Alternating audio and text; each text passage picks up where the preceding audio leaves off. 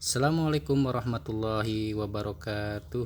Ahlan wa sahlan, selamat bertemu kembali dengan kisah hikmah.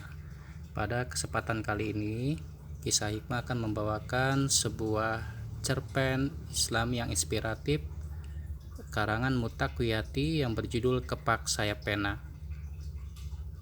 Kupunguti asam-asam yang berjatuhan diterpa oleh angin. Lumayan, walaupun semuanya hanya 15 biji. Perlahan asam itu kukupas, kutaruh di tampah dan kujemur di terik matahari. Setiap hari aku mengumpulkannya. Kupikir tak ada salahnya. Per kilo bisa laku 2.500. Ya, bisa buat belanja sehari. "Mi, ada tamu," teriak anak pertamaku yang berusia 4 tahun. Segera ku tinggalkan rimbun pohon asam, ku cuci kaki yang belepotan lumpur. Subhanallah, ibu-ibu, hatiku gembira tak terkira. Sungguh tak menyangka mereka bertandang ke sini. Ya, sejak kedatanganku di kampung ini, sebuah kampung di Jawa Tengah, aku memang sudah berkunjung ke rumah tetangga. Memang suamiku bukanlah orang asing di kampung ini. Beliau lahir dan besar di sini. Namun sudah lama sekali ia meninggalkan kampung, yakni sejak kuliah di Jakarta dan menikah denganku. Hanya sesekali saja suamiku berkunjung dan berlibur di sini, di rumah orang tuanya. Berapa waktu lalu kami pulang. Rencananya kami akan menempati rumah bapak dan ibu. Tapi sungguh tak menyangka rumah itu ternyata menjadi sengketa. Akhirnya kami harus menempati rumah berukuran 6 kali 2,5 meter dan mengurus kebun yang tidak terlalu luas. Untuk membangun rumah di kebun itu biayanya terlalu mahal. Masih harus diurus segala. "Bu, kok bengong?" Salah seorang tamu menepuk pundakku. Aku tersenyum. "Wah, mau ditaruh di mana nih kita?" Seorang ibu berperawakan seksi dengan dandanan menor berkata sinis. Belakangan baru aku tahu namanya Bu Retno. Lagi-lagi aku tersenyum. Untunglah di depan rumah masih ada teras sedikit. Di situ kutaruh kursi-kursi dan meja bambu. "Mari silakan duduk ibu-ibu." "Oh, di sini toh ruang tamunya." "Jangan gitu toh, Bu." Seorang tamu setengah berbisik sembari menyikut perut Bu Retno. "Lah, memang iya." Setelah berbincang-bincang sebentar, aku ke dalam membuatkan minuman. Kulihat Bu Retno melongok-longok ke dalam rumah. "Alah, sok amat, lihat tuh. Ada kulkas, magic chair, komputer. Orang miskin saja lihat. Apa, pantas rumah sempit ini dipenuhi barang mewah?" Tapi aduh kasihan. Dipandangnya jadi satu dengan barang-barang itu. "Sumpek," Bu Retno mulai lagi. Ku sabar-sabarkan hatiku. Dengan tenang aku keluar membawa nampan berisi minuman. "Ngomong-ngomong, suami kena PHK kok pulang kampung? Duh, kasihan." "Bu Retno," teman-teman mengingatkan. "Lah, nanya kok nggak boleh toh? Sekarang ini negara sedang gonjang-ganjing, ibu-ibu. Perekonomian bangsa lagi semrawut. Orang-orang yang tidak profesional kerjanya yang tidak qualified harus out. Adik saya yang jadi direktur Astra juga bilang, karyawannya banyak yang kena PHK. Kasihan Bu Umaymah ini ya." Pedih juga mendengar omongan perempuan bergincu itu, tapi aku harus sabar. "Sejak kapan Bu kena PHK-nya?"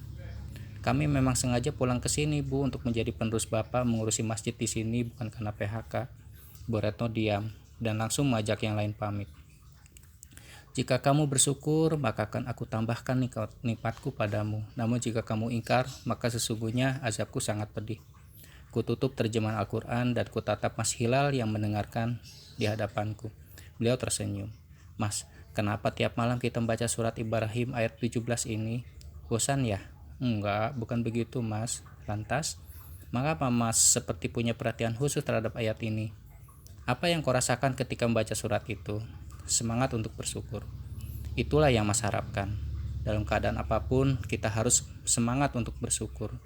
Walau dalam rumah semungil ini dan pendapatan yang seperti sekarang ini. Mas Hilal menjentik hidungku. "Tapi bagaimana dengan sikap para tetangga yang..." "Jangan diteruskan sayang. Adapun dengan tetangga yang Umu ceritakan, kita harus bersabar." Kubaringkan kepalaku di pangkuan Mas Hilal. "Punyailah semangat burung hut-hut sayang. Semangat yang berlapis-lapis membuat ia mampu terbang dari negeri Yaman ke negeri Putri Balkis di Sabah. Tanpa semangat tujuan yang kita cita-citakan atas kepulangan kita ini, kita akan mudah luruh di terpa godaan." Kucerna kata-kata Mas Hilal. Dan itu memang benar. Dakwah penuh rintangan. Tanpa semangat dan kesabaran, semua akan berhenti di tengah jalan. Mas, gimana si keliling tadi?" Kini aku duduk serius mengalihkan pembicaraan. Mas Hilal tersenyum lagi, benar-benar suami full smile. Tadi Mas turun di terminal, terus jalan lebih kurang setengah kilometer. Ada wartel, Mas tawarkan minyak wangi itu, tapi nggak mau. Lantas Mas jalan lagi sekitar 3 kilometer. Ada wartel lagi, tapi di situ juga menolak. Mas jadi mikir-mikir untuk pulang. Dik, baru jalan sekitar 100 meter ada koperasi. Mas Hilal belok ke situ. Alhamdulillah minyak wangi kita bisa dititipkan. Bahkan penjaganya memberi uang muka 10.000. Mas jadi semangat untuk jalan lagi. Siapa tahu ada yang mau lagi. Dengan semangat membara, Mas jalan lagi 2 kilometer. Tapi tak ada satupun yang mau dititipin. Aku menitikkan air mata. Loh, kok nangis? Sabar ya Mas, jangan putus asa dalam berusaha.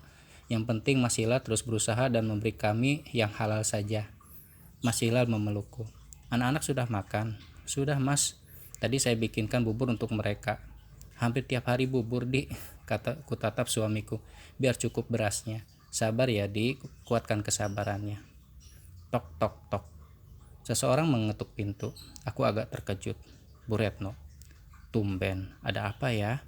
Dengan serenteng rantang, dengan senyum yang dibuat-buat ia mengawasi sisi rumah. Ini Bu Umay, ada makanan dari saya. Kebetulan tadi saya memotong kambing. Saya yakin Bu Umay sudah lama nggak makan daging. Saya maklum, namanya suami masih pengangguran. Ini juga ada nasi.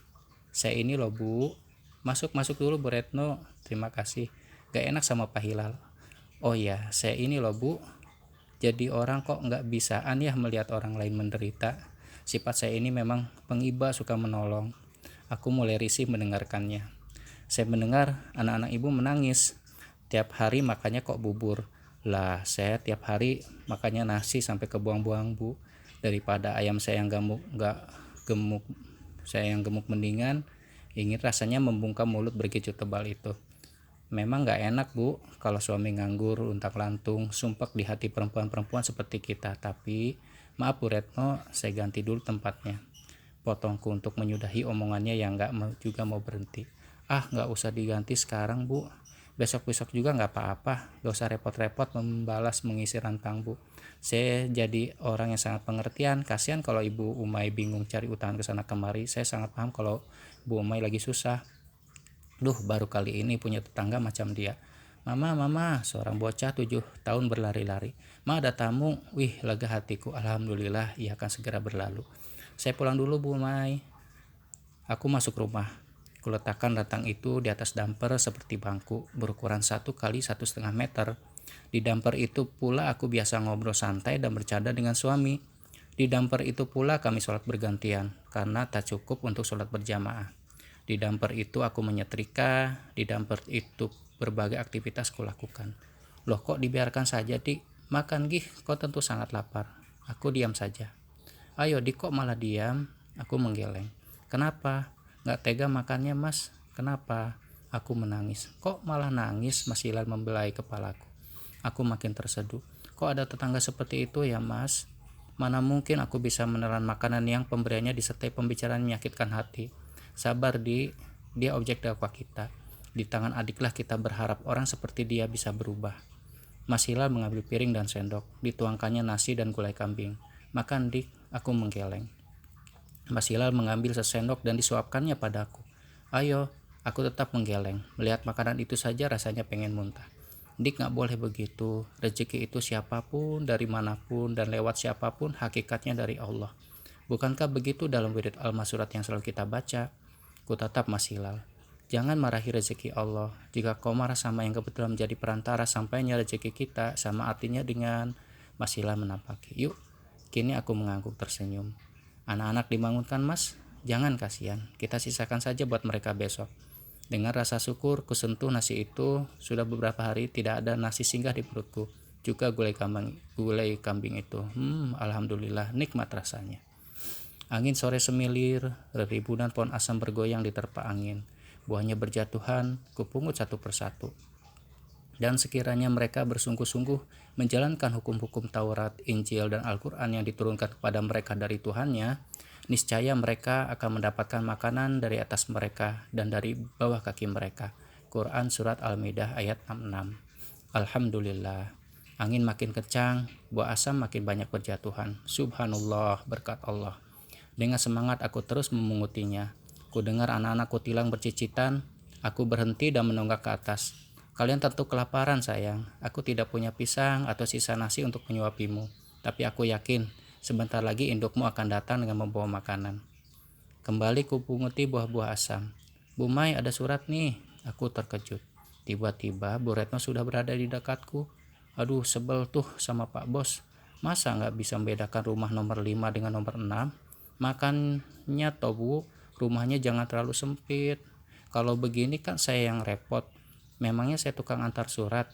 Benar-benar menyebalkan. Rumah tembok sama rumah gede kok disamain? Lambok nanya dulu ke orang-orang. Semua juga tahu nomor 5 itu siapa dan nomor 6 itu siapa. Wong bedanya seperti bumi dan langit. Aku segera membuka surat itu. Tak kepedulikan ucapan Bu Retno. Subhanallah, alhamdulillah, ku dekap surat itu. Andai tanah yang kujak ini tidak basah, aku sudah sujud menyatakan syukur. Bu Retno terbengong-bengong. Aku tak peduli. Kenapa Bu Umay kok nangis? Ditagih utang. Tenanglah Bu, Bu Retno juragan batik ini masih bisa membantu. Utangnya berapa sih Bu? Bu Umay bisa utang dulu ke saya untuk membayarnya. Perkara mengembalikan itu urusan belakangan. Orang-orang di sekitar sini semua ngutang sama saya. Yang penting, Bu Retno tertawa kecil. Yang penting bunganya disepakati. Saya memang gak bisa membuat orang lain bersedih. Ku tatap Bu Retno. Kok menatap saya begitu Bu? Kalau Bu Umay tidak percaya, bisa tanya ke semua warga di sini. Saya, Bu Retno, tidak main-main. Mau utang berapa? Aku masih menggeleng dan mendekap surat itu penuh syukur. Sudahlah Bu Umay, untuk Ibu akan saya beri bunga lebih ringan dari orang-orang. Terima kasih Bu, saya tidak butuh utangan. Apalagi maaf dengan cara riba seperti itu. Alah, sok mana ada orang yang mau dikasih utangan tanpa bunga. Kalau kepepet jangan panggil Bu Retno. Kuusap air mata yang belum kering. Saya ini sebagai tetangga ingin membantu meringankan beban Ibu daripada nangis karena ditagih utang sana sini. Bu, saya menangis bukan karena itu. Bu Retno menatapku sinis. Saya bersyukur karena ada penerbit yang bersedia membukukan tulisan-tulisan saya. Bu Retno melongo seolah tak percaya. Ocehannya langsung berhenti dan ia segera pamit pulang. Ku tengadahkan wajahku ke langit. Ku temukan berbagai kenikmatan dan berkah di sana. Alhamdulillah, Engkau Maha Pengasih lagi Maha Penyayang. Anak-anak kutilang bercicit ramai. Subhanallah, mereka berebut makanan. Induknya mengapak-apakan sayapnya yang mungil. Persis saat kulihat ia terbang pagi tadi. Aku tersenyum menikmati rasa indah seperti rasa burung-burung itu. Ah, akan kukepakan sayap penaku, terbang menjelajahi penjuru angkasa. Tak henti-hentinya aku bersyukur atas karunia Allah yang baru saja terulur. Sungguh, seandainya kalian bertawakal kepada Allah dengan sebenar-benar tawakal, niscaya kalian akan diberi rizki sebagaimana rezeki burung-burung. Mereka berangkat pagi-pagi dalam keadaan lapar dan pulang sore dalam keadaan kenyang. Habis riwayat At-Tirmidzi. Terima kasih yang sudah mendengarkan kisah cerpen ini, semoga bermanfaat. Wassalamualaikum warahmatullahi wabarakatuh.